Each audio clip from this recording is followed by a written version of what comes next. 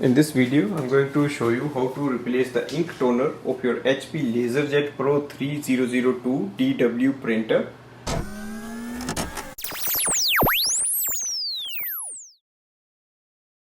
So first thing is to switch on the printer. Open the ink cartridge chamber, so lift it from here.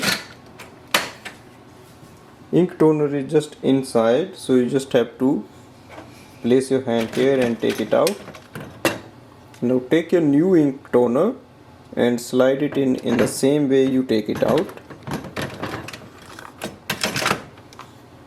So this printer uses ink toner number 138, and close it.